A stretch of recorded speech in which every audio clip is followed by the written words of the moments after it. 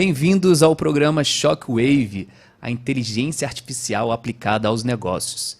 Esse é uma série de programas que vamos começar hoje, com dois convidados ilustres que eu já vou apresentar.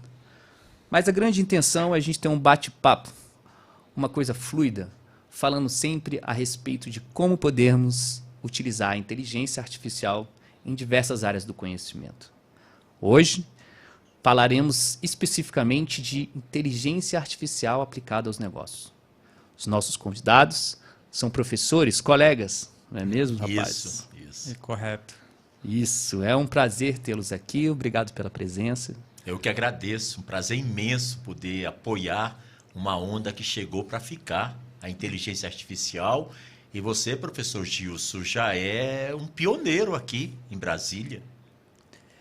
Aliás, né, é uma coisa tão nova, né, que acho que todos nós aqui que já estamos falando sobre o assunto, eu acho que esse pioneirismo é o próprio assunto. Né? É o próprio assunto. Então, assim, se falarmos aí em termos de vanguarda, né, o que é a vanguarda? Vanguarda é o que a gente está vivendo hoje.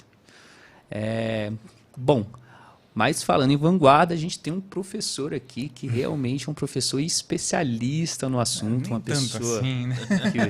que vem, né, da área de Machine Learning, é o professor João Gabriel Souza. Vou começar apresentando, mas depois o bate-papo vai sendo, ok? Ok. Falando. Vamos lá, professor. Vendo aqui o seu currículo, impressionante, né?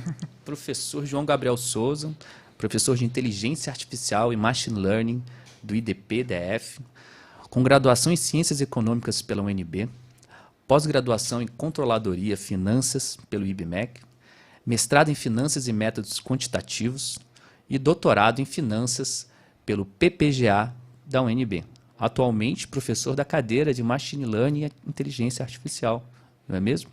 Isso. Do meu outro lado, meu querido professor Washington Araújo, especialista em ética pública, inteligência artificial, mestre em comunicação social, jornalismo e cinema pela UNB, graduado em jornalismo pelo CEUB, professor de ética pública do Instituto do Legislativo Brasileiro, do Senado Federal, e é autor e coautor de nada mais nada menos que 17 livros publicados.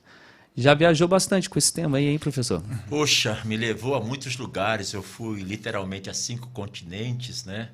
E desde os meus 22 anos eu comecei a conhecer esse planeta, esse pequeno ponto azul, pálido, né? Flutuando entre as galáxias, né? E assim fui desvendando 47 países nessa caminhada, podendo repetir muitas vezes essas viagens. Eu acredito, e acho que vocês dois hão de concordar, que a vida tem apenas 3 grandes prazeres: amar, ler e viajar. Se você ama, você está de bem com todo mundo. Se você lê, você entra nos personagens, nas histórias, nos enredos. E se você viaja, você conhece a beleza do outro, a singularidade da vida dos outros, e o teu patrimônio de humanidade é enriquecido. Então, eu tenho essa grande alegria de poder amar, ler e viajar. Que maravilha, né? Esse assunto é um assunto muito importante porque quando a gente está falando de criatividade, a gente está falando de repertório. Né? E uma coisa que eu percebo é que ao começar a falar sobre inteligência artificial, a gente tem que dar alguns passinhos lá atrás, né? E falar sobre como que a gente começa a resolver os problemas diários da nossa vida, como que a gente parte e busca soluções criativas. E isso está baseado sempre num repertório, né? Um repertório humano, um repertório de conquistas. Então, quando você fala amar, ler e viajar, para mim nada mais é do que colocar no nosso HD, né? Esse conhecimento. E é um conhecimento muito importante. E é, inclusive, pegando esse gancho, professor João, que eu queria que você falasse um pouco sobre essa questão do que é o Machine Learning, ou seja, Sim. o que isso tem a ver com esse contexto de repertório, amar, ler e viajar, como é que isso...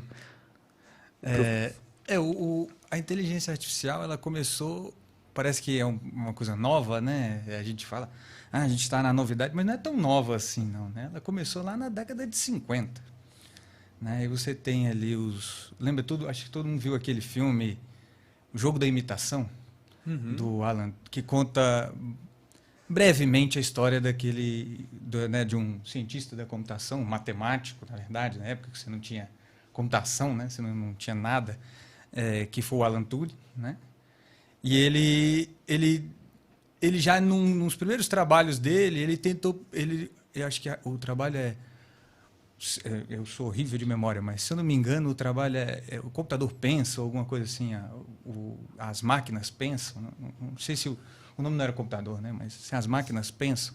Então já era uma ideia já inicial de tentar fazer com que existisse uma inteligência fora da inteligência do ser humano, né? Isso é bem legal, essa questão dos professores colocarem a questão de amar, ler e viajar, né? Que são mais sentimentos, né? Eu acho que a gente tem muito, pelo menos quando eu leio, eu tenho um sentimento de aprender, é algo novo para mim, ou viajo naquela história, né? Quando eu viajo, eu tenho o sentimento de descobrir culturas novas, coisas novas, né? E quando a gente ama, acho que é a melhor coisa da vida, né? Então, eu acho que é muito sentimento. E isso o computador não faz. Isso é importante a gente colocar, porque tem muito contexto agora de dizer que o computador vai tomar a capacidade humana, daqui a pouco a gente vai trabalhar para o computador como se fosse Matrix ou algo do gênero. E, na verdade, não, né? Assim, pode ser que um dia isso ocorra, a gente não sabe o futuro, só a Deus pertence, mas a gente está muito longe de acontecer isso, né?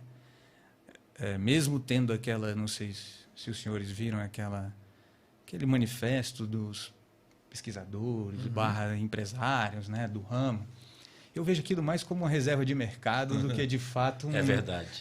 do que de fato algo que está próximo de ocorrer, né? Óbvio que a gente teve um crescimento do estudo exponencial, né, com a facilidade dos dados serem capturados por um computador pessoal, né? Hoje a gente tem um notebook, como do professor aqui, que consegue capturar dados, a gente consegue usar sistemas em nuvem, né, e traçar várias tomadas de decisão. Acho que o mais legal, né, e aí entrando, acho que eu estou falando muito, mas o mais legal e entrando nessa ideia de inteligência artificial aplicada a negócios é que acho que agora o pessoal que é da área de negócios, né, o pessoal que é da área de marketing, o pessoal que é da área de economia, o pessoal que é da área de tomada de decisão, né, que são teorias de tomada de decisão, que começou a enxergar as possibilidades do machine learning para tomar decisão, para ser um insumo para a tomada de decisão, né? Eu acho que talvez isso tenha sido o inovador agora, que tenha sido essa coisa que, machine learning chegou, mas, né, o inteligência artificial chegou, mas ela existe já desde 50. Né? E um ponto também, professor João, que me chama muita atenção, né, é que a compreensão que a gente tem do que é ser humano, né, nosso lugar na história, ele repousa muito naquele conhecimento que é colocado no leito dos milênios, que são as escrituras sagradas das várias vertentes religiosas, né? Desde o Tora, né, de Moisés, do judaísmo, depois o cristianismo, os 2000 anos com o Novo Testamento, depois Muhammad, né, que é dos muçulmanos, vem com o Alcorão, depois Bahá'u'lláh, que vem com o Kitab Aqdas. Você vai observar que em todos eles fala que a criação do homem, né, Deus criou o homem à sua imagem e semelhança. E me parece que a humanidade como um todo se empoderou do poder criativo de Deus e resolveu criar uma máquina à imagem e semelhança do homem. Porque a inteligência artificial, me corrijam, ele é o somatório de bancos de dados, de experiências humanas, de percepções, de falas, de livros escritos, de sabedoria compartilhada, de muitas línguas, tradições e culturas. E isso tudo está reunido no chamado banco de dados.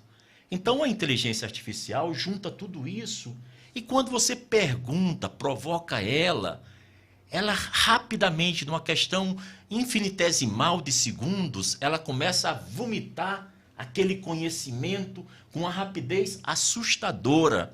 Mas aí eu volto à metáfora que estou tentando apresentar pela primeira vez aqui nesse podcast Shockwave, que é, por mais que o homem tenha sido criado à imagem e semelhança de Deus, seria uma coisa muito louca, né? Imaginar que o homem, por mais que ele evolua e se aperfeiçoe, vai chegar ao nível do Deus. Como também a máquina, por mais que ela cresça, se desenvolva, seja mais veloz, ela na realidade vai regurgitar e mastigar o conhecimento da humanidade acumulado nas nuvens, nos computadores, nos impressos, nas galáxias de Gutenberg, né? E tudo isso vai dar um caldo de cultura que chega agora ao Shockwave, que eu considero que é uma onda que choca a humanidade com uma realidade até então desconsiderada. Quando Fukuyama, nos anos 80, decretava o fim da história, como ele estava errado. É como se estivesse repetindo Raul Seixas, Baby, a gente ainda nem começou. Então nós estamos começando agora uma nova e surpreendente etapa, né, professor Gilson? Eu concordo, e já ouvi algum termo que a gente saiu da era do Homo sapiens para o Homo artificialis. Né? Muito bom. É um neologismo, digamos assim, né? Uma nova tomada de perspectiva, porque realmente há de se concordar que o grande barato da inteligência artificial é a junção de repertório e a leitura em camadas, né? Então, voltando ao assunto do professor João, quando a gente está falando aí de machine learning, quando a gente começa a falar sobre deep learning, no início, o machine learning ele conseguia compreender algumas camadas. Perfeito. E depois começaram-se a fazer junções de matrizes diferentes, né? Ou seja, daí surgiu o Google Translator, né? Você já conseguia pegar uma base de dados com uma outra base de dados. E com processamento e com a apuração de dados, atualmente se consegue olhar padrões e algoritmos para prever tendências, né, de consumo, principalmente, sobre tendências de comportamento. Através dessa análise, a gente consegue tomar decisões preditivas aplicadas aos negócios. Né? Como, professor, que o senhor vê hoje as possibilidades da interpretação de dados, que é o novo petróleo? Sim. Verdade. Se a gente pegar hoje, há 20 anos atrás, as grandes empresas eram indústrias, né? A Ford, né? Tal, General Electric, IBM. E agora, as 15 maiores empresas do mundo são empresas que vendem dados. Né? Em suma, eles criam todas essas aplicações que a gente acha legal, ficar lá surfando, mas no final eles estão comercializando a nossa informação para empresas que querem vender as outras coisas, que não dados. Mas fala um pouquinho, professor, e assim, conta um pouco também, voltando um pouco atrás, dessa experiência, o que o fez tornar professor e aonde que o senhor vê, né, assim, a realidade hoje dessa evolução, né, do machine learning de forma aplicada a business intelligence, ou seja, a tomada de decisão. Acho que muitas pessoas aqui às vezes não estão acostumadas com esses termos, a gente vamos traduzir, né? O famoso BI que as pessoas falam, ou Business Intelligence, na verdade é um ramo, né, que estuda a forma de tomada de decisões para negócio, né? Ou seja, auxilia de forma inteligente. Mas conta um pouquinho sobre essa trajetória e como que o senhor enxerga essas possibilidades hoje atual do processamento de dados para tomar de decisão. Ótimo. Você começa lá, né, como eu gosto de fazer o contexto histórico porque eu acho que dá uma noção lógica das coisas, né? E você começou lá em 50, mas você não tinha... Talvez você tinha as ideias, mas não tinha as ferramentas, tá? Então você não tinha as ferramentas necessárias para aplicar aqueles algoritmos que começaram a surgir naquele período, né? E num ramo aí já de economia e análise de dados e economia, a gente tem um termo que os economistas usam muito, que chama-se econometria, que é você usar a estatística dentro da economia, né? E isso já é bastante antigo também. Mas você usava coisas mais lineares, mundos mais fáceis e menos os problemas são complexos e você os tornava simples para facilidade de entendimento e de análise, por conta até das dificuldades computacionais e matemáticas, né? Como o professor colocou agora há pouco, a inteligência artificial ela pega assim, gama de informações que está disponível, tem um modelo matemático por trás, né? Um algoritmo, que a gente chama de algoritmo, que nada mais é do que como o computador vai realizar cada tarefa para tentar entender, esmiuçar aquele dado e conseguir te dar alguma informação útil do ponto de vista, no nosso caso, do ponto de vista de negócios, né? Você tem várias informações, pode ser uma informação, gerar uma imagem, pode ser classificar, separar um lobo de um cachorro, que para o ser humano é algo muito simples, mas para o computador nem tanto, né? Então, você tem várias tarefas que eles podem realizar. E ao longo desse período, né, você começou a ter a capacidade de analisar os dados, esses dados começaram a ficar disponíveis, os usuários dessas novas tecnologias começaram a fornecer cada vez mais dados, né? É aquela brincadeira que o pessoal fala, se o produto é grátis, você é o produto, né?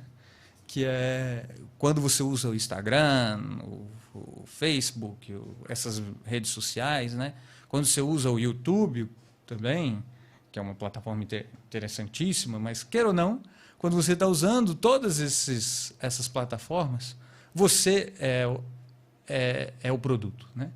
A forma com que você age, o seu padrão de consumo vai sendo armazenado num banco de dados. E depois você tem que ter uma ferramenta para tratar esse banco de dados, né? Para transformar aquele conjunto enorme de informação em algo palpável, né? E é aí que a gente começa a usar, de fato, esses modelos de machine learning para a tomada de decisão. E aí você perguntou, professor Gilson, e a questão do deep learning e tal. Não necessariamente você precisa entrar no deep learning para chegar a modelos extremamente complexos e que têm informações extremamente úteis, né? Em sala de aula mesmo, eu não chego a usar deep learning, porque eu uso a minha máquina pessoal, eu rodo lá na frente dos alunos, com os alunos, problemas reais, né? De base de dados reais que já estão disponíveis para a gente mexer e brincar e traçar algumas informações. Então, quando você entra no deep learning, é o seguinte, como é que começa essa questão de você descer camadas? Assim, de um ponto de vista mais simples, não muito matemático e teórico, é o seguinte, eu começo a ter capacidade computacional de processamento e de memória, né, para lidar com aquela gama de informação, e eu começo a entrar mais no detalhe. Vamos pensar numa foto, num reconhecimento de imagem. Ora, se eu posso reconhecer uma foto, o perfil daquela foto, daí é uma coisa bem simples, tá?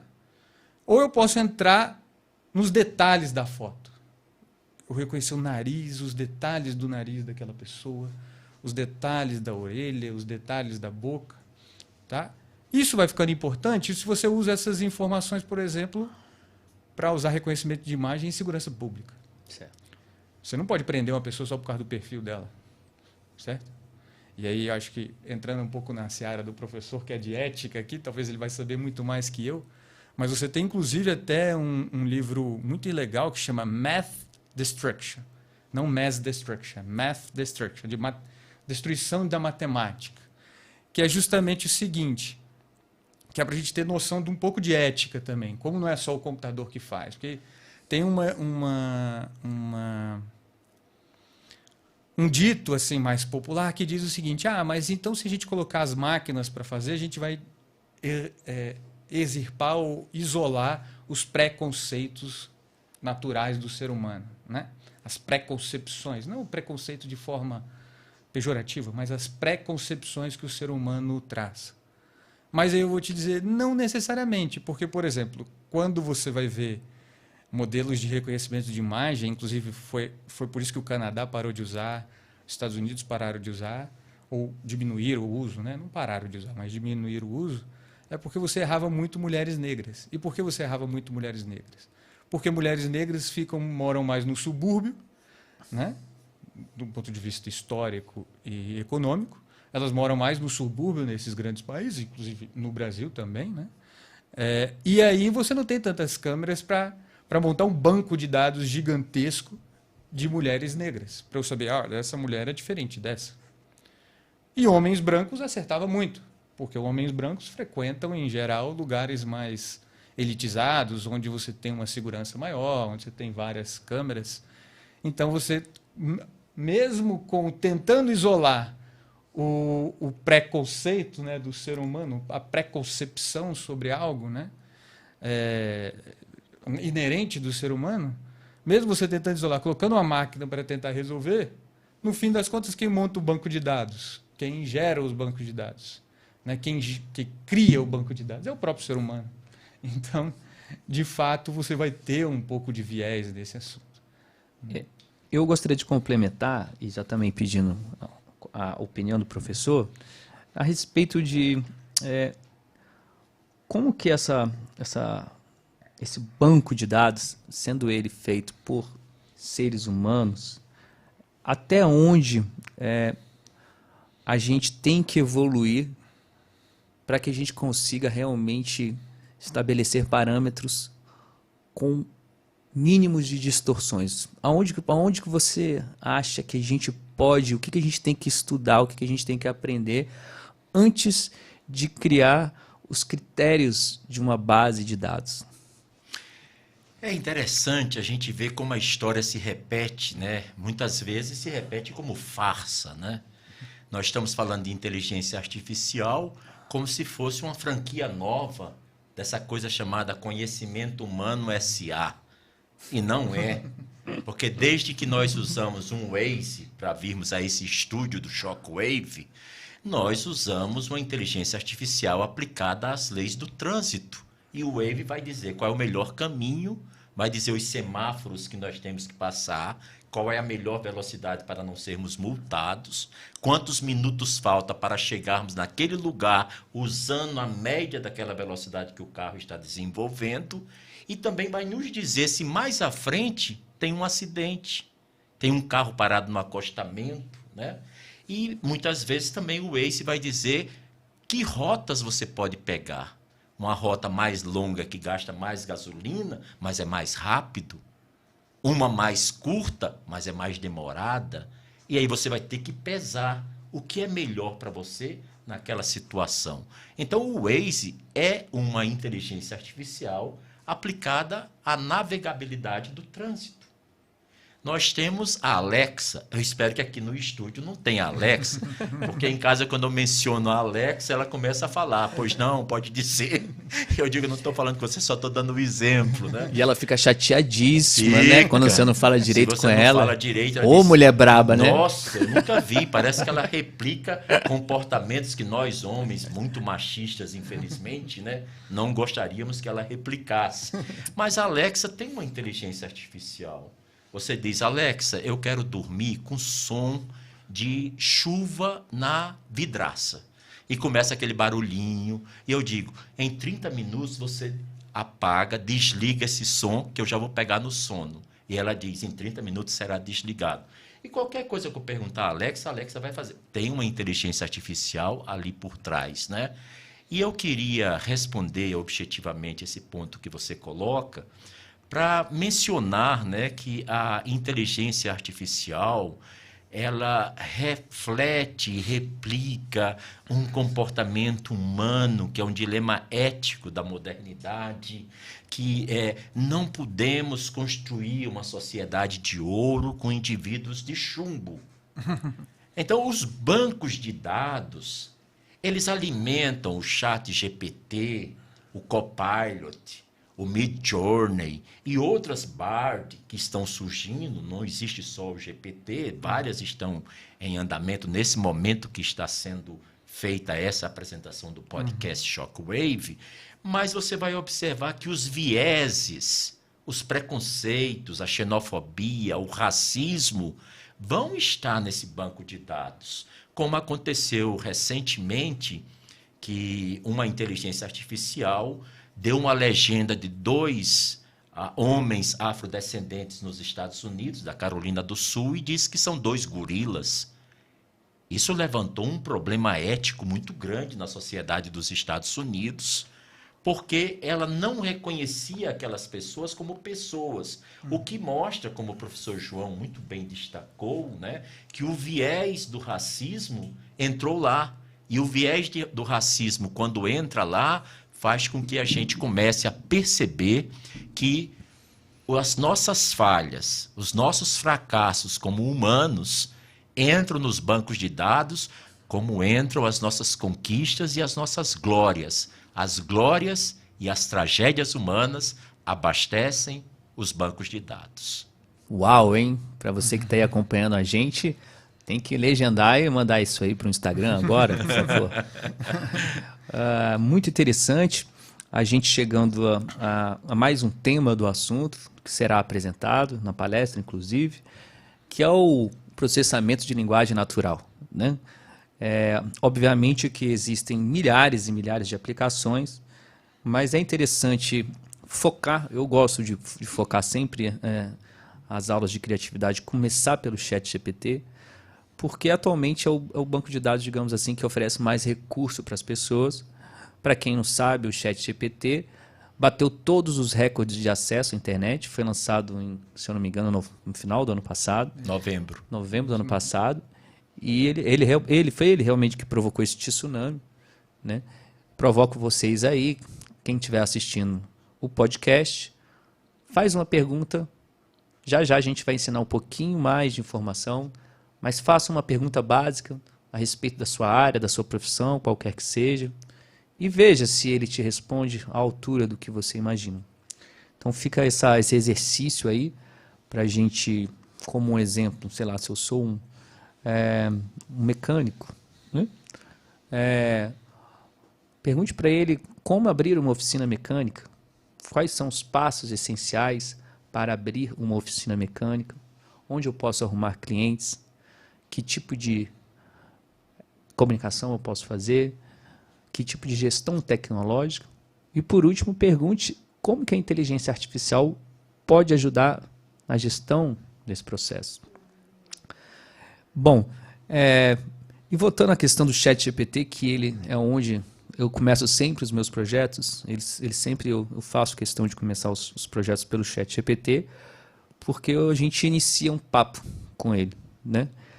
E aí a gente pode falar um pouco mais sobre o negócio, mas eu estou curiosíssimo com a novidade do professor Washington. Recentemente ele deu um curso sobre linguagem escrita, né? A escrita de livros, a escrita ficcional, que aí realmente é um barato, né? Tipo assim, é um barato usar o ChatGPT para linguagem artística aberta, né? Aquela que você não precisa ir ali confiar ou não. Quando você entra na viagem, eu já surfei nessa viagem, passei umas boas madrugadas fazendo brainstorms e vendo para qual galáxia que ele me levava, né? Mas eu queria que o professor contasse um pouco também dessa trajetória de escritor e o que atualmente é a sua visão de como o ChatGPT ajuda nesse processo, se ele melhora, se ele piora, quais são as consequências, sejam elas positivas ou negativas desse processo. Eu sou aquela pessoa, né, que tem um lado de acreditar na bondade do ser humano. É irresistível essa minha tendência de achar que as pessoas são intrinsecamente boas, mas o contexto, fatores como a situação econômica do lugar onde ele vive, questões de acesso ao conhecimento ao longo de sua trajetória familiar e outros considerandos, muitas vezes tornam as pessoas mais amargas, menos palatáveis à ideia de felicidade.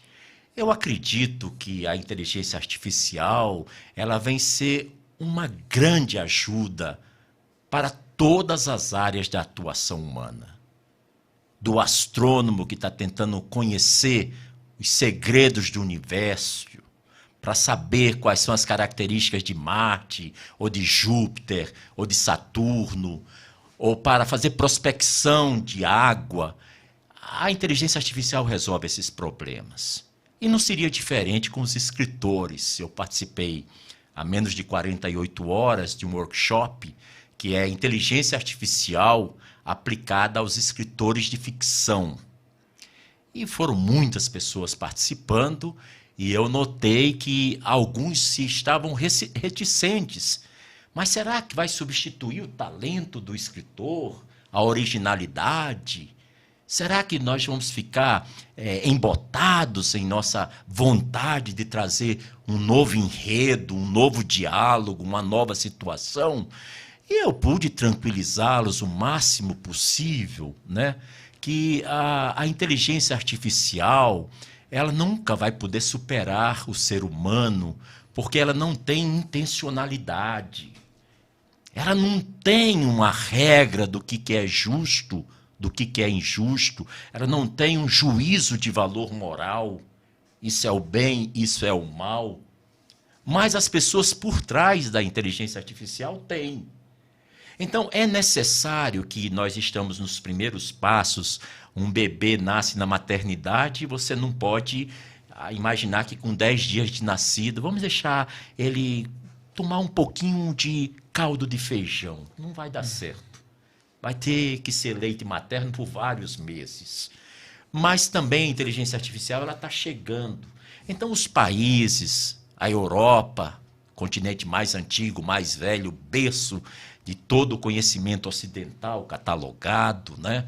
Precisa criar estratégias de regulação da inteligência artificial, leis muito claras com relação a questões da privacidade, da segurança dos dados, os dados sensíveis. Porque assim como a inteligência artificial é útil para as pessoas de boa vontade, ela é útil também para as pessoas de má vontade. Vão poder fazer crimes melhores praticados, vão poder saber quais são os horários melhores para assaltar pessoas de determinado nível social, em determinada cidade, de determinado país. Mas também pode ajudar as forças policiais a compilar os dados de que momentos, historicamente, os assaltantes vão em determinadas residências. Qual é a incidência do determinado crime tipificado no Código Penal que ocorre entre 2 da tarde e 8 da noite ou 3 da madrugada? Ela compila isso muito rápido. Você pode colocar um caso e perguntar, por exemplo, esse caso que eu estou lhe apresentando, meu querido ChatGPT, já aconteceu outras vezes esse padrão de comportamento? E assim eu tenho uma pista para descobrir um serial killer.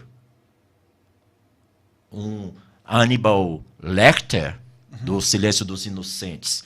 Então, a impressão que eu tenho é que eu pude tranquilizar os escritores, dizendo que, primeira coisa, se você está diante da folha, do papel, e está para escrever a sua história, e deu aquele branco, o famoso bloqueio criativo, você pergunta, ChatGPT, eu estou escrevendo um livro, um romance que se passa no século XIX.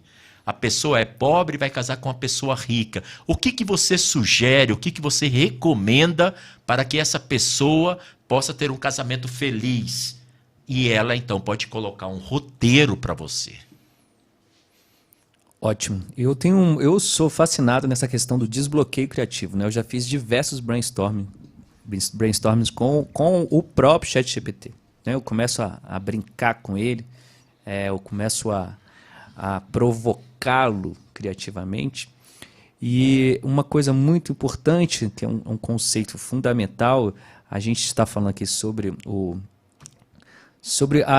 a forma, né, de utilizar o ChatGPT, mas tem uma coisa muito importante que todos vocês precisam entender, que é o prompt. Né? Eu acho que dentro desse conceito, né, de linguagem, de processamento de linguagem natural, eu acho muito importante termos a consciência do que significa o prompt. E eu tenho uma tela aqui que eu achei muito interessante sobre o prompt, né? O que é o prompt? Né? Assim, ou seja, a gente, antes de fazer o prompt, a gente tem que pensar que nós somos pessoas que precisam de imaginação, né? Principalmente. Precisamos de repertório e precisamos de expressão. Quando a gente consegue criar uma pergunta inteligente, a gente consegue desenvolver um prompt mais eficaz. Então, essa provocação, digamos assim, né, de sempre explorar a nossa imaginação, que é a nossa intencionalidade, né, o que vem do coração, depois vai para o cérebro e se torna uma intenção. Com esse repertório, a gente tem que aprender a se expressar. E aprender a se expressar bem com prompt. Eu que não venho da área, né, de programação, não manjo nada de programação, mas tive que entender o que é isso. Então, assim, um tópico interessante é como iniciar uma conversa com o ChatGPT, né? Olha só, porque faz toda a diferença. Porque se você planta uma péssima pergunta, você vai ter uma péssima resposta. Então, não só na forma, assim, na intenção de utilizá-lo, mas na forma como você utiliza, vão vir respostas à altura, né, da sua imaginação. Então, essa galera do tipo assim, entendeu? Tipo, não, tipo, véi, faz uma parada aí que tá rolando, tá uma treta muito doida aí pra fazer um copo, faz uma história do copo aí, véi. Não vai sair nada. O que vai sair, né? Então, assim, o prompt, temos aqui uma telinha, ele não tem um conceito muito, não tem uma tradução muito perfeita em português, mas está entre uma coisa assim, entre comando, mas comando não é uma palavra muito, que eu não gosto muito. Comando, né? Você comandar o computador, você não comanda, né? Mas eu gostei dessa forma que o ChatGPT, foi inclusive ele que me falou, que é uma mistura de estímulo com orientação. Estímulo e orientação. Então a gente é orientado a respeito de dados, a respeito de para onde a gente quer chegar, qual que é a nossa decisão estratégica, e a gente estimula de acordo com a forma como a gente utiliza nossa expressão verbal, digamos assim, né, professor? E uma coisa muito interessante é, primeiro, clareza e objetividade, né? Ou seja, fazer um prompt é ser claro, porque convenhamos que se ao pedir, de repente, para o Midjourney, que também é uma ferramenta de processamento de linguagem, por exemplo, se você pedir um arco para um desenho de um arco ou um desenho de uma abóbada, esse desenho vai sair completamente diferente. Então, assim, esse repertório e o nosso vocabulário cada vez mais vai ser precioso para a gente chegar a um resultado que realmente seja claro e objetivo para a gente. Um outro passo que eu gostaria de abordar é a contextualização, não é mesmo? Você não começa uma conversa sem você falar o que é, onde é que você está, ou seja, da mesma forma como a gente contextualiza um papo ao chegar, né, da onde você é, o que você faz, qual que é o contexto que eu estou utilizando, e realmente trazer informações relevantes, né? As informações relevantes, elas ficam a critério da pessoa que está perguntando. Ou seja, falar besteira não dá. Então, orientar essa resposta. Terceira dica, dar uma orientação estratégica, definir qual que é a estratégia para criar a resposta de a minha estratégia é, eu quero criar um livro, eu quero criar um plano de negócio, eu quero criar uma ferramenta que me auxilie a decifrar dados com mais clareza. Eu quero, o que você quer? Porque se você não entra num papo com a inteligência artificial sem nem saber qual que é ou para onde que ele está indo, né? Então isso é muito importante. Além disso, coloco aqui a variedade e a abrangência, ou seja, testar alguns prompts, né? Você tem que ter um conjunto diversificado, porque existem várias formas de fazer uma pergunta, não é, professor? Muitas, porque inclusive quando você usa o prompt correto, né, você refina a linguagem, né? O refinamento da linguagem, ele é útil quando você vai ensinar uma criança, né? Por exemplo, as 3 regras básicas, né, do por favor, desculpe e obrigado, né? São 3 regras que vão transformá-lo num cidadão exemplar, numa pessoa querida por todos, né? Simplesmente, quando erra, pede desculpas. Quando pede algo, pede por favor, né? E quando recebe, diz obrigado. Isso é uma característica que torna um humano civilizado, educado e que todo mundo quer por perto. A máquina também é assim. Total. Vocês, por exemplo, quando pegam o CAPTCHA, né? Você vai entrar num determinado programa no computador, né? E aparece uma imagem. Diga as faixas de pedestre. Ou onde tem bicicletas. Onde é que é um coelho. Isso é uma forma que os programadores fazem para treinar as máquinas. Porque aquilo vai ser acumulado no banco de dados que vai dizer para a máquina que, olha, coelho é esse tipo de imagem. Elas são diferentes uma da outra, mas são coelhos. Essas são faixas de pedestres, esses são carros, aquelas são montanhas e esses são barcos, né? Então, nós vemos que as máquinas estão aprendendo da forma como o ser humano também aprende desde o seu início, né? Então, eu diria que um prompt é a orientação e o estímulo, e é, ao mesmo tempo, você saber o que você quer. Porque, como diz o ditado antigo, o professor João, fala que para quem não sabe para onde vai, todo vento ajuda. Você não sabe para onde vai, o vento para onde te levar, vai. Tá bom. Então, os prompts, ele é uma forma de você perguntar com muita clareza e ter uma resposta clara. Eu queria até exemplificar, professor Gilson, da seguinte forma. Eu fiz um exemplo pedindo com aquelas vinícolas Auroras e outras envolvidas em casos terríveis, realmente desumanos de racismo estrutural que aconteceu no sul do país recentemente e foram multados pelo Ministério do Trabalho e uma série de outras providências legais. Então eu disse, ChatGPT, me escreva uma carta de demissão do presidente de uma das vinícolas envolvidas com questões de racismo. E o ChatGPT fez lá o seu exemplo. Prezado senhor João da Silva, nome hipotético, que eu também dei no refinamento. Venho informá-lo que o senhor está sendo desligado dessa empresa por apresentar um comportamento que não se coaduna com os princípios éticos e morais dessa empresa. O período em que convivemos foi muito útil, mas a nossa trajetória se encerra agora. Atenciosamente, o fulano de tal. E eu depois, assim que recebi, eu disse, agora eu queria que você fizesse uma carta no estilo do poeta Carlos Drummond de Andrade, do E Agora José. E ele fez de uma forma que me lembrava que no meio do caminho tinha uma pedra, que era a pedra do racismo. E eu fiquei boquiaberto, professor João, em ver a rapidez com que incorporou o estilo de um poeta dos principais do Brasil, que é do modernismo, né? O grande Drummond. E depois eu disse, agora eu queria que essa mesma carta fosse feita em prosa e verso, com rimas. E veio a resposta com rimas. Então, é maravilhoso, só, é maravilhoso. Eu usei o prompt de um jeito, de um jeito, de um jeito. E ele me respondeu de um jeito, de um jeito e de um jeito. Você só recebe o que você pede. Mas se você não sabe pedir, é possível que você receba o que você não quer. Essa é uma coisa interessante, porque isso remete à minha história com programação. Eu aprendi a programar sozinho. Não tive... Eu não tive aulas de programação, né? Porque eu vim de um curso que, na época em que eu fiz a graduação, não era comum ter programação dentro do curso de economia.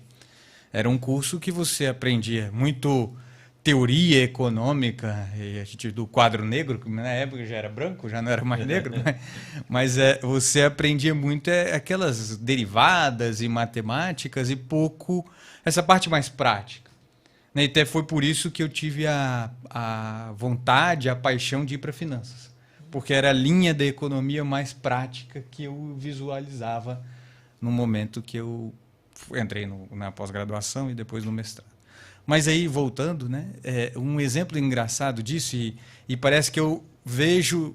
Eu, por exemplo, já tive essa curva de aprendizados, então eu, né, já não cometo esses erros, mas eu vejo o que acontece com a maioria das pessoas, o que acontecia comigo quando ia perguntar por o próprio Google como é que eu resolvia um problema específico de programação.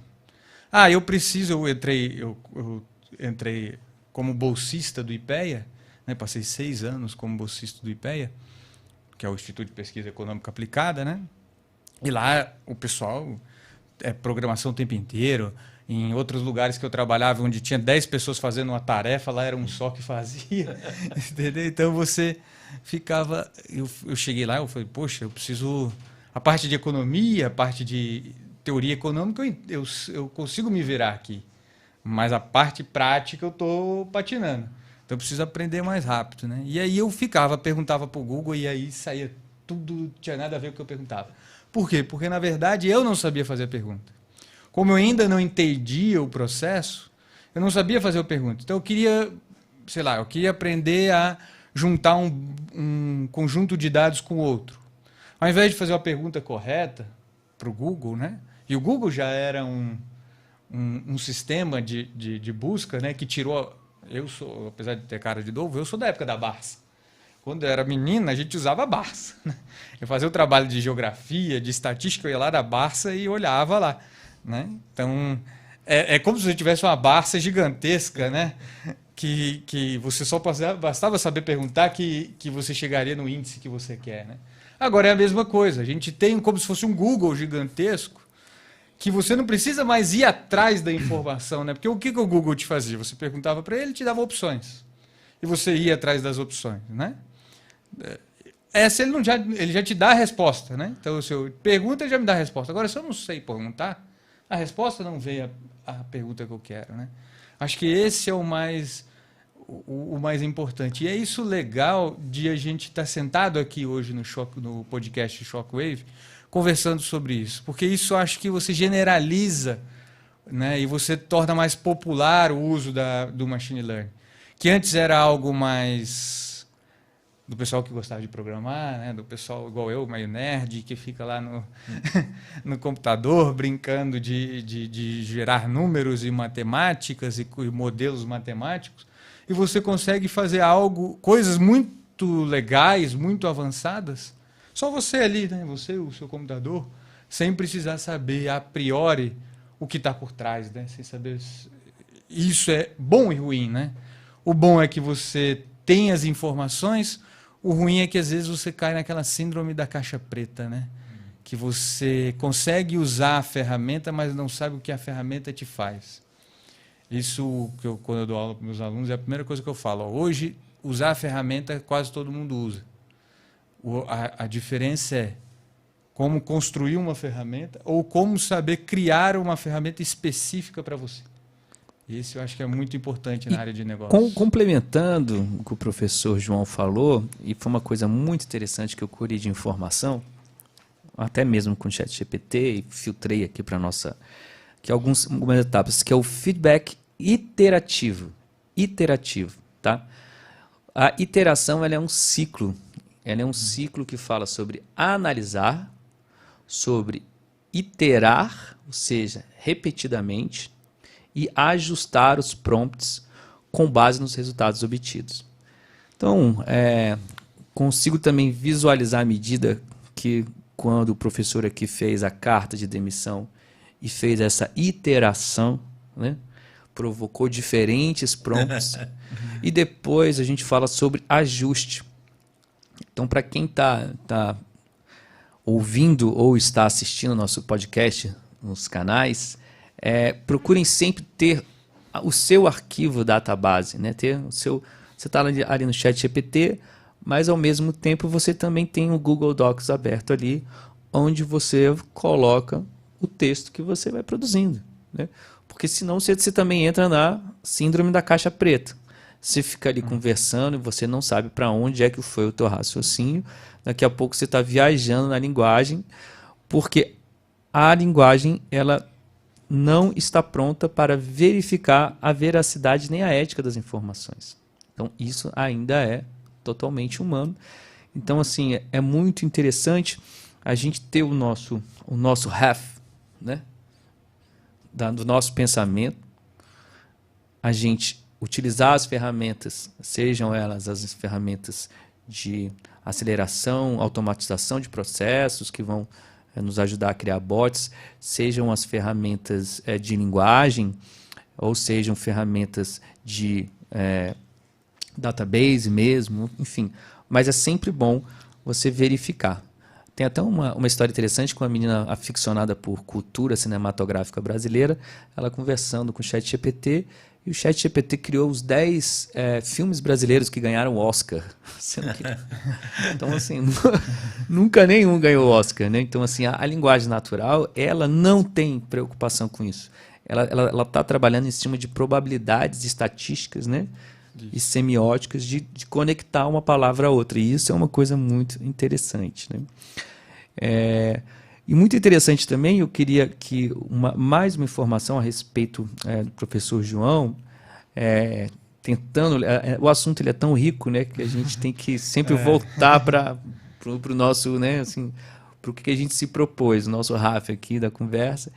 E eu queria perguntar, assim, algum caso específico que o professor já trabalhou para achar uma solução, né, da utilização de data science com inteligência artificial que trouxe um insight. O petróleo, não, desculpa.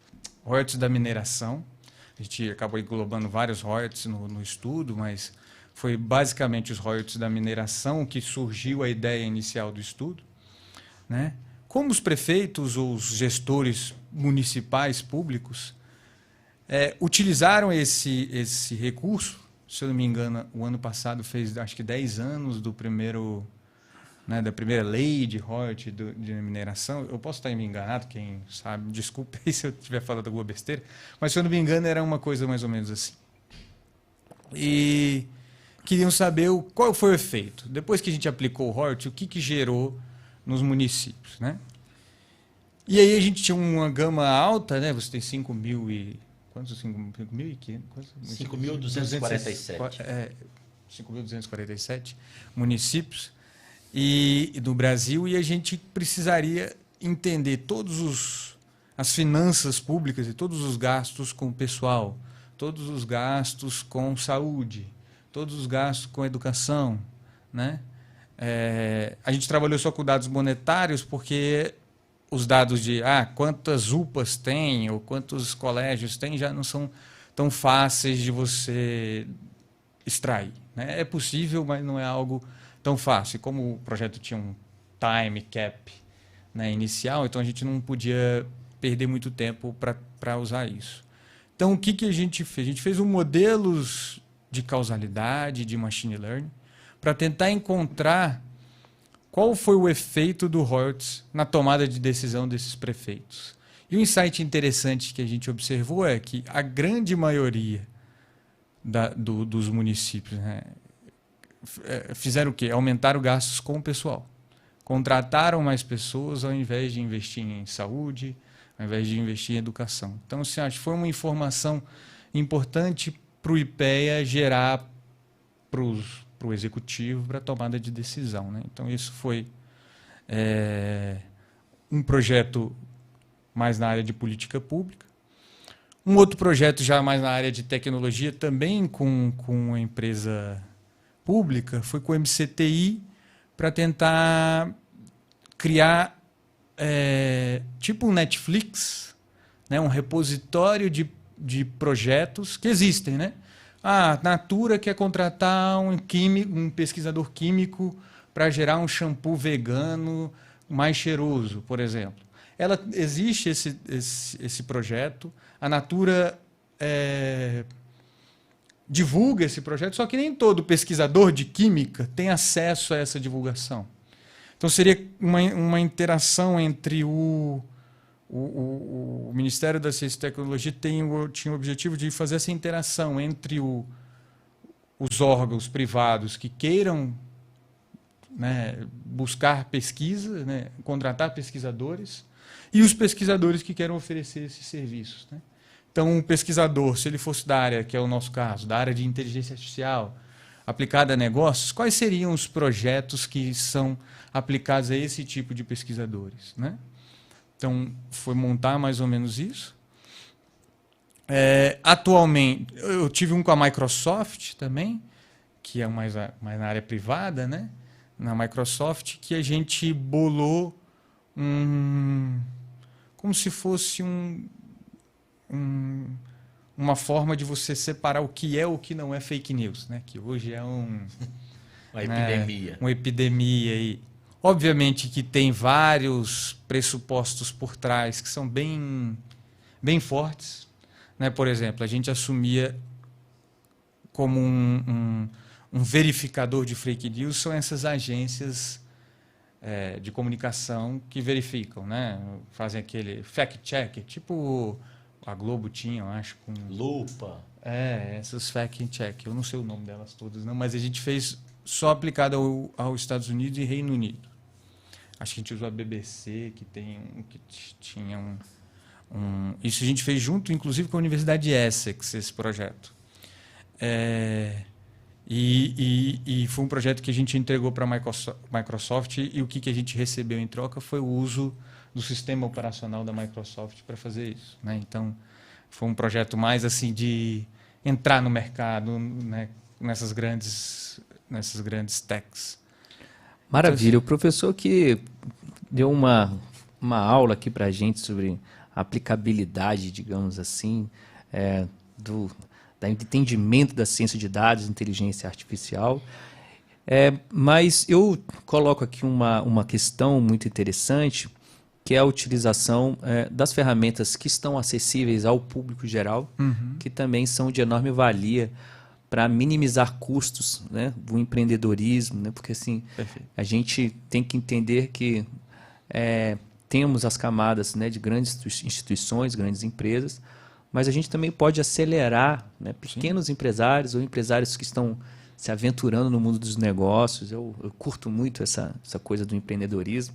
Eu sempre gosto de colocar aqui que eu já produzi alguns planos de negócio utilizando o ChatGPT e com isso consegui achar soluções que, pelo menos para você rodar um MVP, para prototipar, para colocar. Então, eu acho muito bom também essa noção. E eu acho, né, professor, que a gente conseguiu, a inteligência artificial conseguiu realmente ouvir uma declaração agora, numa palestra, que a empresa conseguiu economizar mais ou menos uns $200 mil para executar um plano de atuação sem inteligência artificial. Ou seja, eles tinham um orçamento da McKinsey Group, né, para realizar aquele projeto para eles, mas eles conseguiram fazer internamente e não contrataram não precisaram contratar. Sim, é claro que sempre a gente nunca vai falar o que é bom, o que é ruim, né? Bom, a gente está chegando aqui, né, na reta final e eu quero realmente trazer um pouco mais de participação dos senhores. Queria que o senhor, professor Washington, que está aqui conosco, nos abrilhantando com a sua presença, queria saber se você já tem um projeto novo de literatura, quando que vai começar e como que você pensaria se a gente tivesse aqui um escritor apaixonado que está com bloqueio criativo, como que a gente pode iniciar um processo? Quais seriam as dicas? Como que isso aconteceria no seu caso, por exemplo? É bastante desafiador, né? Você do nada passar a contar, né, com uma parceria tão exuberante, eu diria, né?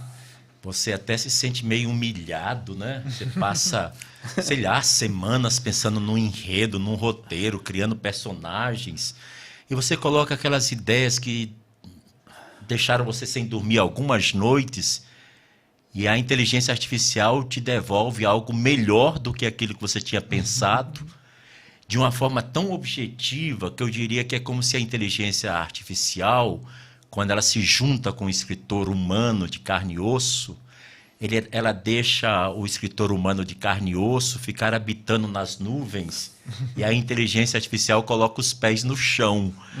Ela puxa você para o chão e você pode fazer o que a inteligência artificial jamais irá fazer. Dar a paixão, a intensidade, porque só existe 3 grandes coisas que movem o ser humano ao longo da história. É a luta pela liberdade, a luta pela justiça e a luta pelo amor. Eu não consigo imaginar a inteligência artificial um dia dizendo: olha, eu não vou responder mais tuas perguntas sobre a questão da bauxita no Rio Grande do Norte, ou sobre a questão de como manter o peixe-espada no arquipélago de Galápagos, porque eu acho que eu vou agora me dedicar à luta pela liberdade. Eu acho que ela não vai poder nunca me responder isso. Então, nesse sentido, professor Gilson, professor João, eu acho que nós estamos engatinhando. Hoje mesmo eu estava dando uma aula no IDP, a faculdade onde nós três somos professores, em cursos até diferentes, né? E 2 jovens levantaram para mim: professor Washington, é verdade que a inteligência artificial vai gerar muito desemprego? E é um problema candente em todos os países do chamado terceiro mundo, a questão do desemprego. Porque sem emprego você perde a dignidade humana. Você depende, primeiro, do apoio completo do Estado, mas a luta é que o Estado seja mínimo. Então você está lutando para que o Estado te dê comida, mas as forças da elite estão querendo que o Estado não dê comida, porque tem que ser Estado mínimo. Por outro lado, se chega agora ao site GPT ou essa ferramenta de inteligência artificial, que já foi lançado o Bard, né? Que o Bard é do Google, mas foi lançado apenas na América do Norte, né? E foi lançado em alguns países da Europa, que não estão no projeto da Europa Unida, e em países da Ásia. Por quê? Porque os países que o Bard não foi lançado pelo Google são os países que estão fazendo a regulação das Big Techs. Então, eles resolveram deixar a gente por fora. No caso do Brasil, ficou por fora por causa do projeto de lei 2630, que vai transformar a terra de ninguém, que é a internet, né, numa terra civilizada, onde você faz calúnia, você é punido. Onde você divulga e difunde fake news, você é punido. Onde você faz entrevistas com jovens que planejam matar crianças na creche de Blumenau, você vai ser punido. Então vai haver uma regulação disso. Então a Big Tech do Google resolveu não colocar o Brasil para receber o Bard. Mas aonde é que eu quero chegar? No meu bloqueio criativo, muitas vezes está na hora que eu sinto que um enredo precisa seguir a jornada do herói do Joseph Campbell. São 12 passos. Ele conta, é um grande estudioso dos mitos, né? E ele conta como é que um enredo de uma novela, de um romance, de uma trama tem que passar por 12 estágios.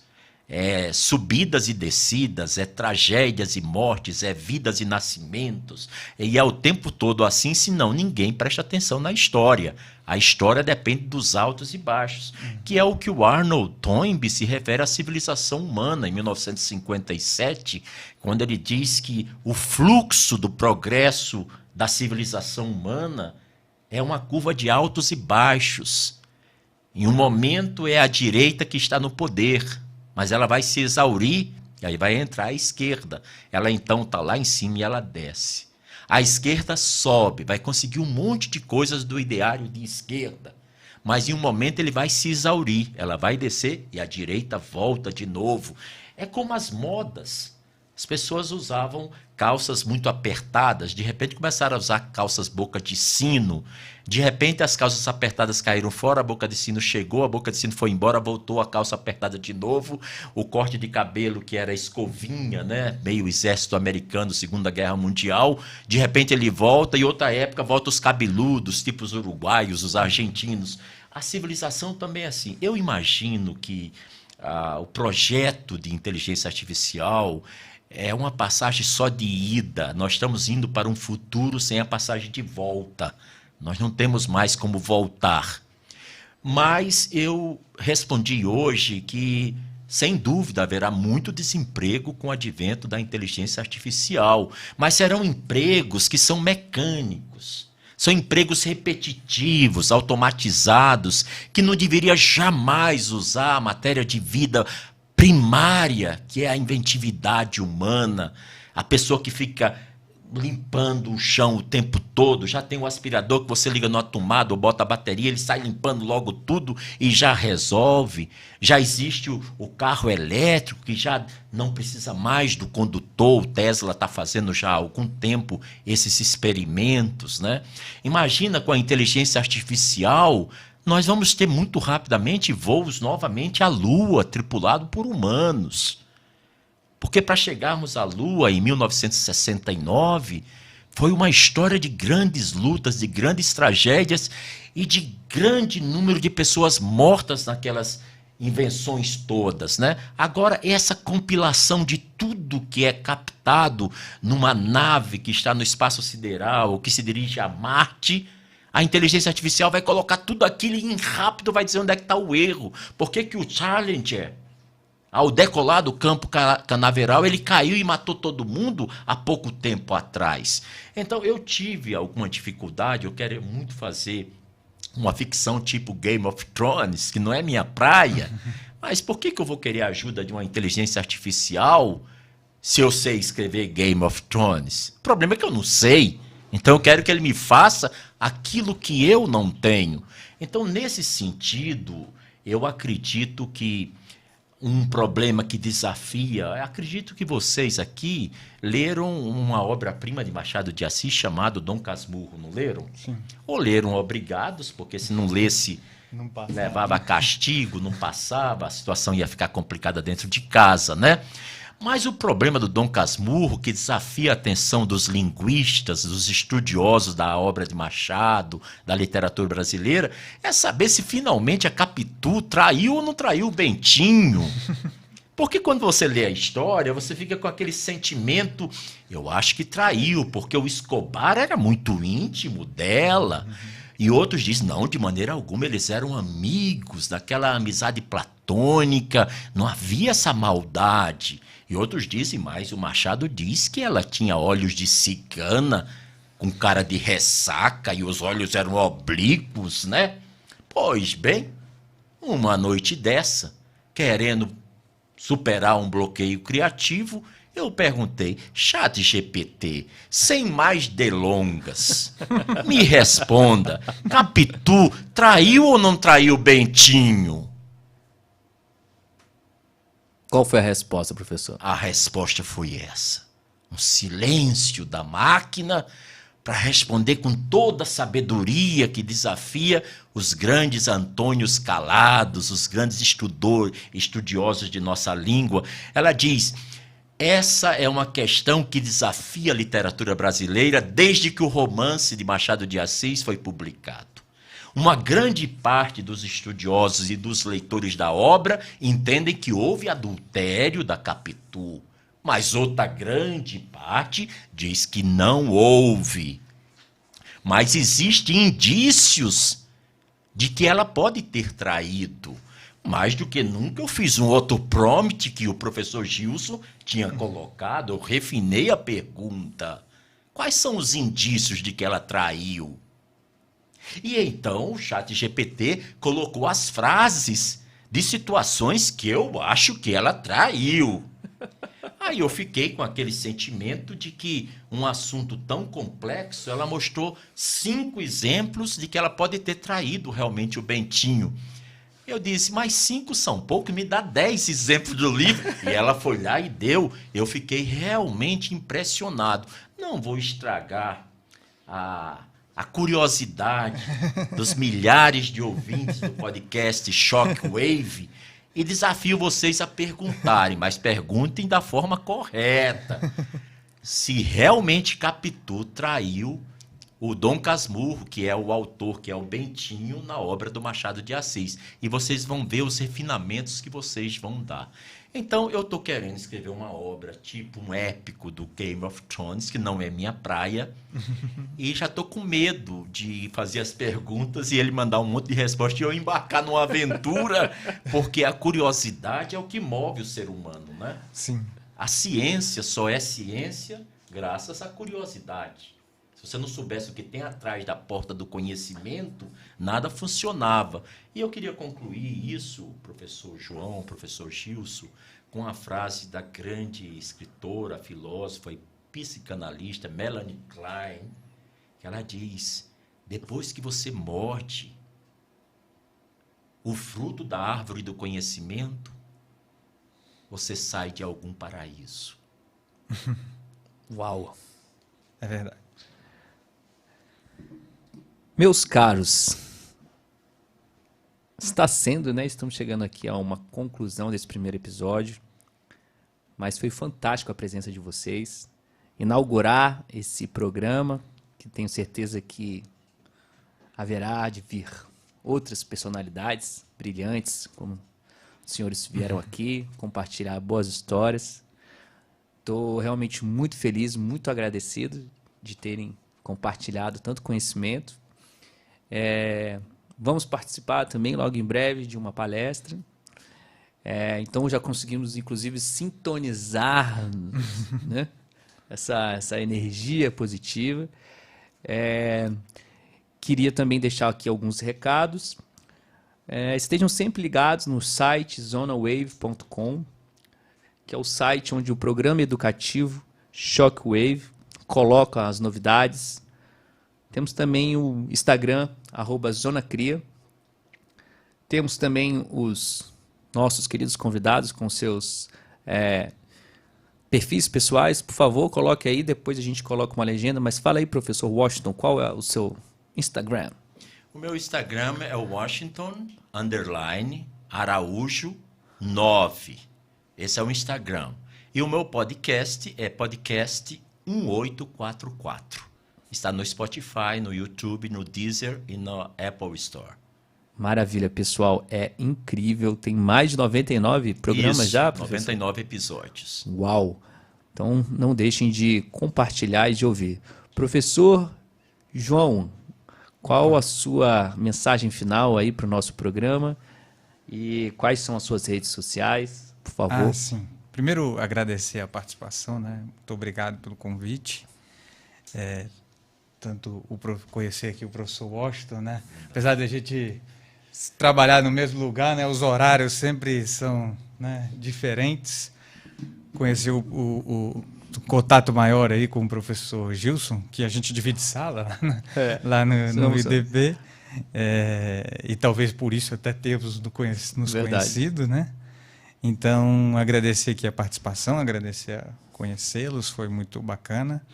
É muito bacana discutir com pessoas que têm visões de mundo diferentes da minha, né? Eu acho que isso é muito interessante. A minha é mais, né, eu fui brincando aqui no início do podcast, eu falei que a minha é mais matemático, né, cartesiano, aquele bem raciocínio lógico e, e pouco criativo, né, diferente dos senhores. E eu acho que o interessante, assim, eu vi, pegando aqui as últimas palavras do professor Washington, acho que ficou muito legal. Eu tenho um grupo de pesquisa aí já na UNB, que é um laboratório de aprendizagem de máquinas em finanças e organizações, assim, também muito focado, uma coisa bem acadêmica, né? Mas muito focado nessa área. E lá tem um estudo que eu acho legal do pessoal ver, que é quais são as profissões que vão ser substituídas na indústria 4.0, né? Porque é o que o professor falou, haverão desempregos, mas também haverão contratações, né? No fim, você vai ter todo aquele dilema do ser humano de se cada vez aumentar o seu capital humano, né? Cada vez ter mais curiosidade, cada vez ir mais atrás de coisas novas para aprender a se profissionalizar e aprender a... Eu acho que esse é o propósito de vida geral de todo mundo, né? Ter mais conhecimento. E aí, nesse sentido, eu acho que, por mais que você trabalhe hoje em algo automatizável, né, algo muito de processos, assim, você consegue aprender ferramentas novas e consegue driblar essa mudança e não perder o emprego, né? É aquela brincadeira, né? Antes não sei como é, as pessoas que pilotavam charretes, né? Os cocheiros, né? Como é que é? Cocheiros, né? Cocheiros. Os cocheiros que pilotavam charretes, Quando veio o carro popular de Ford, né, eles tiveram que aprender a dirigir o carro, porque eles foram substituídos, as charretes pelo carro popular, né? Então é a mesma ideia. Assim, a gente antes era cocheiro, faziam coisas mais manuais nessa nossa área de negócios, né? E hoje a gente consegue, com várias ferramentas, embarcar nessa onda que é a inteligência artificial, né? Eu acho que essa seria o meu recado final. E aí, já respondendo a pergunta, eu não sou tão famoso assim quanto o professor Washington, né? Não tenho tanto, apesar de ser novo, não tenho tantas coisas assim de redes sociais. Eu tenho o meu Instagram, né, que é @JoãoGabrielMoraes_Souza, ou JG Moraes Souza, também não sei de qual. Acho que é A JG gente coloca Moraes. ali depois nas legendas. E o LinkedIn, que é João Gabriel Moraes Souza. Né, normalmente eu sou mais reservado, então tem que me pedir para eu solicitar para eu aceitar a solicitação de amizade, né? Eu queria agradecer também a participação, eu tinha completamente esquecido. Vocês que estão aí ouvindo esse podcast, né, não podem perceber a maravilha de confluência de corações, de ideais, de sentimentos que perpassa esse estúdio, essa maneira receptiva com que a gente recebe o novo, abraça o novo, talvez como aquelas pessoas que foram em 1492 na Torre de Belém, em Lisboa, acenar com um adeus aquelas caravelas que saíram do velho continente para descobrir o novo mundo. Agora, eu não sei se somos nós que estamos descobrindo a inteligência artificial ou se é a inteligência artificial que está nos descobrindo. Essa é uma questão que fica colocada como algo para a gente pensar e refletir. Não poderia deixar de agradecer a sonoplastia, a direção, a mixagem, aos trabalhos de perfeição da Lucinda, que está copilotando esse encontro, esse momento mitológico de crescimento, de evolução. Eu queria terminar, então, oferecendo um verso de Fernando Pessoa. Porque eu acredito que os poetas e os profetas veem com a luz de Deus. E o poeta Fernando Pessoa dizia: mestre, meu mestre querido, por que me levaste ao topo dos montes, se eu, criança das planícies, não sabia respirar? A humanidade são essas crianças todas subindo ao topo dos montes e precisa agora aprender a respirar e tendo como parceiros, além dos humanos, as máquinas. Bravo. Com essa mensagem, encerramos aqui, estou completamente eletrizado, né? Com essa maravilha aí de verso, enfim. E estaremos aí com um programa novamente, que será tão especial quanto esse, se Deus quiser, Oxalá. Oxalá. E acreditando que a força da inteligência artificial está aqui, assim como os humanos, para trazer novidade, originalidade, inventividade e muita paz e amor para todos nós. Oxalá, amém. Tudo que Inxalá, tem aí. Inxalá. Um shockwave na vida de todos nós. Shockwave na vida de vocês aí, pessoal. Um abraço, Boa pessoal. noite, Tchau, tchau. bom dia, qualquer horário, estejam com Deus. Até mais.